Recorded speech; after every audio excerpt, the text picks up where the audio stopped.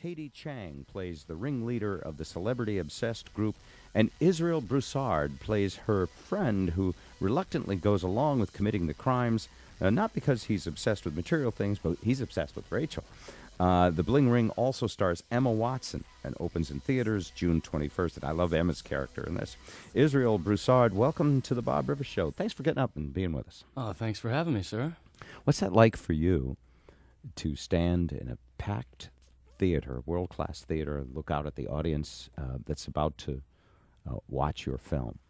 A little nerve-wracking, hoping they enjoy it. And I don't know, there's not really a way you can explain it. It's kind of like those butterflies start, and you're like, okay, if I run, how bad would it be? There you go. You note the exits, where they are, your fastest way out in a moment of panic. Yeah. And now, do you sit? I'm sure you've seen the film a few times by now, but do you sit with the crowd or not? I've seen it twice, and that's about it for me. That's enough. Yeah. No, that's okay. You didn't like it? What? No, I'm very self-conscious, so seeing myself on screen is like not my thing. Oh, interesting. Yeah. All right. Well, you're great. The movie is interesting on so many levels. One is Sofia Coppola's style, which is in some ways understated. Like she doesn't fill in all the blanks. She lets you interpret the characters a little bit. Like there's things I'm still wondering about your character, and you know what? That's not a bad thing. Yeah. There's depth there that you get to sort of think about it. You in some ways reminded me of me, except for I never put on the pumps and pranced around and put lipstick on.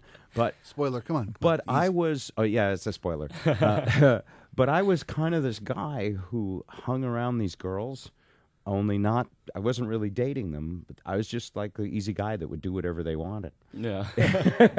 So, your character, tell me a little bit about him. He goes to what kind of high school? The high school for how would you say this? The swells. Yeah. Yeah. Pretty much the kids that just got one too many detentions. Right. So it's like a rehab high school. Exactly.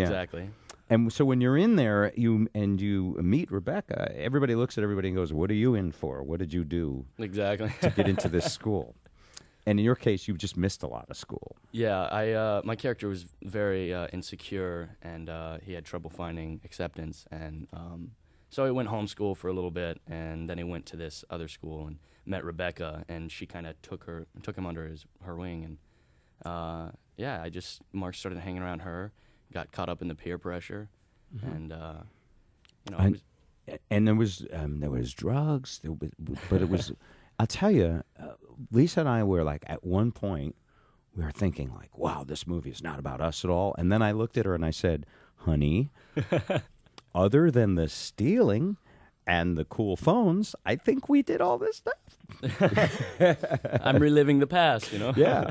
And it reminded me that there's this age where some kids just go crazy. I mean, they're dishonest. They'll lie about everything. Yeah.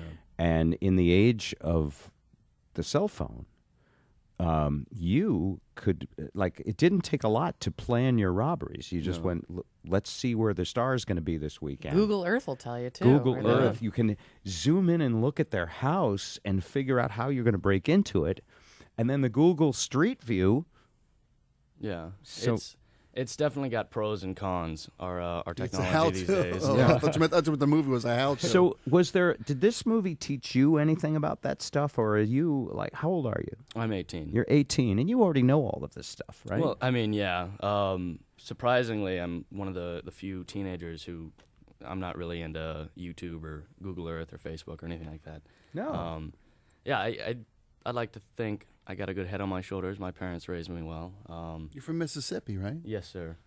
So Joe, he said, "Sir." Yeah. He said, "Yes, sir," just like Elvis Yeah. would. All right. What part of Mississippi? Gulfport, the very bottom. Oh, okay. That's where my cousin lives down there. I'm from more north central, but Gulfport. Keep talking for a few more minutes. You guys will be related. No doubt about it. Gulfport is the place you want to be in Mississippi. It's beautiful down there until unless Katrina or something comes. So this L.A. Inside Edition Bling crowd thing is pretty foreign to you too. Kind of. I mean, I've been going back and forth to LA since 2008, so I've kind of got the gist of it all. But when it comes to the clothes and I guess the attention, yeah, it's kind of foreign, and I'm trying to find a balance. Are you from a big family or? A semi-big family. I actually grew up with 3 older sisters, so I think that's how I got along with all the girls on set and being Right the only on. boy. Yeah. I think that's how I stayed sane. Perfect. How did you get picked? It's a good question. I did an audition on tape, and it was a weird audition on tape. It wasn't like you do scenes. It was I went on tape talking about myself for a minute and a half. And I don't know if you've ever talked about yourself for a minute and a half staring into a camera. Actually, 4 hours every day. If you get tired of acting, there's a whole other career. He just talked You're about asking half the an hour wrong about people. gardening. Maybe I'm asking the wrong people. In a normal room, people would go, "No, I never do." That sounds freakishly weird. That would make me uncomfortable. Well, yeah, I went on tape. I sent that out, and I got called back, and I went with the casting directors, Courtney and Nicole, and met up with them a few times. Then I met Sophia, and we talked a little bit, and then then she gave me a couple sides of the script. And at this point, the script hadn't been written, and I had no idea what the script was about. And yeah, we had that little meeting, and then I had headed home to Mississippi, and couple weeks later, I flew back out and met with Katie, and that's when I read the Vanity Fair article and realized exactly what I was getting into. And then I flew back home. And a couple days later, I got the call that I got the part, and I was pretty excited, but it was kind of worried because there was no script, and I wasn't sure, how exactly my What are you going to be? Yeah. Who are you going to do? But did you get immediately the moral lesson of the movie is that in some ways some of us are a little bit bankrupted by this desire for things, which of course has always been a human dilemma, Right. but that the instant access to information is a danger a lot of people aren't even aware of. Yeah, I had been a little bit aware of it. My parents were always like, don't just post anything on Facebook when I had one. Especially if you're wearing something you just stole. Right. Exactly. Good advice. But no, there was a lot in this movie that I didn't even realize was really in this movie until I had seen the final touches. And actually, I didn't even realize how I don't know if pitiful is the right word, but how pitiful my character is and how much sympathy he takes in. And filming that, I actually had no idea. Well, you're lucky. You're a good guy with a head on his shoulders, but there are a lot of people that age that are kind of that pitiful, and they're vulnerable at the same time. Yeah. And you're going to be getting sympathy from millions of teenage girls Yeah. all summer long. They'll want you to feel better. I have a daughter who's a teenager, and she was very excited to hear you were coming in today. They're already talking about this movie, even though it's a couple weeks out, and the high school kids are chomping at the bit. So I think you're going to do very well with this. Tell them I say hello. Tell the girls I say hello. Tell them all I say hello. Do you know the Marvers down there in Gulfport, Mr. and Mrs. Marver? He's the king of shrimp. That's my The king of shrimp. Yeah, my cousin married the king of shrimp's daughter down there. No, I don't. I What does that make your cousin? Are the Spratlins? You know the Spratlins? I don't know the Sprouts. Yeah, Mississippi's a big state. I actually grew up in Saucher. I say Gulfport because it's easier. But I grew up in Saucher, so that's like a very small town up north a little. Hey, when I saw the movie, one of the things I thought of was wow, these stars, how did they feel being victimized? And Paris Hilton is actually in the movie, and I understand you actually shot it in her real house. Yes. And was that her real stuff, or was it all gussied up for the movie? No, that was her real stuff. No kidding. We did no set decoration. We moved some stuff around. Probably going to take some stuff out. Well, all the incriminating stuff I think she had in a locked room that we didn't see. Yeah. So Wait a minute. She's the victim of this crime, and yet she consents to exposing her inner sanctum. And now, I assume by now she has a much better security system. Who hasn't Oh, of seen course. Paris Hilton's inner sanctum? At Yeah, this I know. point? Well, her inner sanctum is how she got her career. But that's, define that, yeah. yes. Well, there's something you got to realize about Paris is, first of all, she's got an amazing sense of humor about herself. She knows how to laugh at herself, and that's why I think she allowed us to do this and film in her house and just invade her privacy again. And another thing is she's very sweet and very intellectual. She's not this ditzy girl she puts on, and I mean it's making her tons of money. So go for it. But no, she's a lot different than people think. And I thought that was pretty amazing of her to do that, to appear in the movie, to open up her real house, and to say, hey, this is who I am, even though some people will ridicule the, what do you call it, the possessions, having so many shoes. She has that many shoes. She has that many shoes. And did they really fit you, and are her feet really big? I hate to be a spoiler. It's a no. I was wearing size 44 bright pink Louis Vuitton pumps, and she is 42, I believe. So she has large feet. She has large feet. So yes. she even went with the okay. You can tell people I have large feet. Well, I mean, it's kind of anybody that photographs her, you look down at her feet, and it's like whoa. She's tall, and by the way, 7.5 and 10 are the most average sizes for women. The the majority of women have 7.5 or 10. Okay. So she's probably more like a 9. All right, see, women know best. Yeah, let's talk about shoes more. This movie be a big hit, and you think it'll be a big hit? Do you feel it? I don't know. I learned not to expect anything and just go with the flow. And I hope it'll be a big hit. But you got to prepare yourself for the worst and the best. So. He's so nice cute. attitude, yeah. What a nice boy. Really nice boy. I could be you your look mother, a lot you know cooler that? than you did in the movie, so they had to uncool you a little bit, right? Well, I lost a little weight in the baby fat, which was nice, and then I cut my hair, which I think makes a big difference, and I actually started using product. Gotta do that, honey. You can't roll in here with this group of fashionistas without your hair done. Yeah, yes, Eric has a question. He also saw the film. I do. It was a great film and wonderful job. And thank you. The thing that made me really ponder after watching the film is what it means to be a celebrity.